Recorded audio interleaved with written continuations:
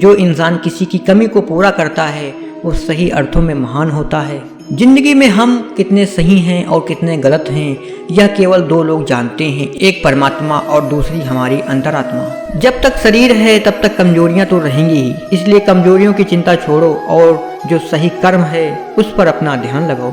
किसी का अच्छा न कर सको तो बुरा भी मत करना, क्योंकि दुनिया कमजोर है लेकिन दुनिया बनाने वाला नहीं। सच्चा धर्म यह है कि जिन बातों को इंसान अपने लिए अच्छा नहीं समझता उन्हें दूसरों के लिए भी प्रयोग न करें। मन अशांत है और इसे नियंत्रित करना कठिन है, लेकिन अभ्यास से इसे वश में किया जा सकता है। मन की शांति से बढ़कर इस संसार में कोई भी संपत्ति नहीं है। कोई भी इंसान जन्म से नहीं बल्कि अपने कर्मों से महान बनता है। बिना फल की कामनाएं ही सच्चा कर्म है। ईश्वर चरण में हो समर्पण, वही केवल धर्म है। जब इंसान की जरूरत बदल जाती है तब इंसान के बात करने का तरीका बदल जाता है। चुप रहने से बड़ा कोई जवाब नहीं और माफ कर देने से कोई बड़ी सजा नहीं। जो मन को नियंत्रित नहीं करते उनके लिए वह शत्रु के समान कार्य करता है। गीता पे कहा गया है, कोई भी अपने कर्म से भाग नहीं सकता, कर्म का फल तो भुगतना ही पड़ता है। मनुष्य अपने विश्वास से निर्मित होता है, जैसा वह विश्वास करता है वैसा वह बन जाता है। जब इंसान अपने काम में आनंद खोज लेते हैं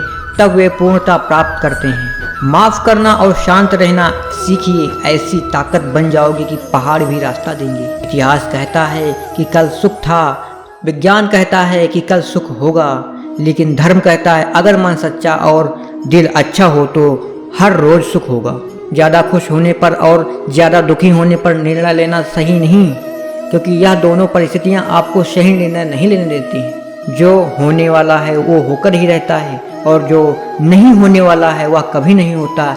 ऐसा निश्चय जिसकी बुद्धि में होता है उसे चिंता कभी नहीं सताती है। जिस मनुष्य के पास सब्र की ताकत है उस मनुष्य की ताकत का कोई मुकाबला नहीं कर सकता। इंसान हमेशा अपने भाग्य को कोसता है, यह जानते हुए भी कि भाग्य से भी ऊंचा उसका कर्म है जिसके स्वयं के हाथों में है। ना तो यह शरीर तुम्हारा है और ना ही तुम इस शरीर के मालिक हो।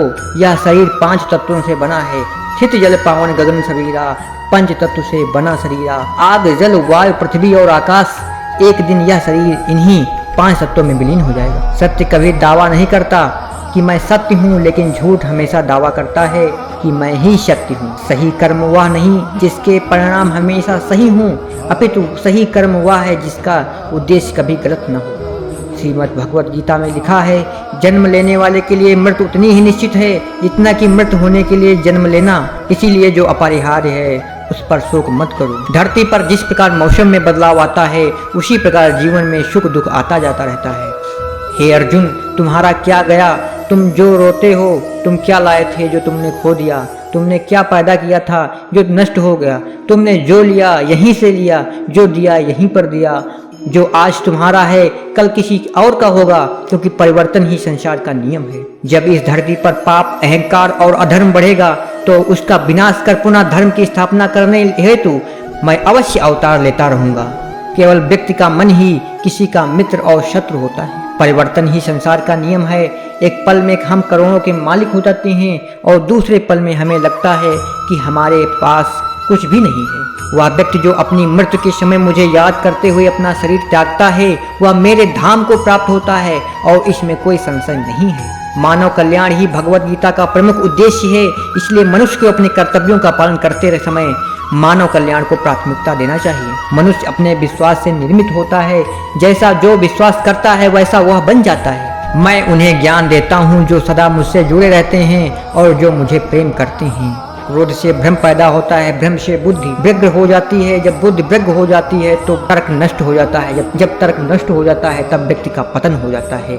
जो मन को नियंत्रित नहीं करते उनके लिए वह शत्रु के समान कार्य करता है। कोई भी इंसान जन्म से नहीं बल्कि अपने कर्मों से महान बनता है। जो चीजें हमारे दायरे से बाहर हो उसमें समय गंवाना मूर्खता ही होगी। अगर आपको वीडियो पसंद आए तो वीडियो को लाइक करके सब्सक्राइब अवश्य करना। जल्द ही मिलेंगे एक नए अच्छे वीडियो में, तब तक के लिए जय श्री कृष्ण।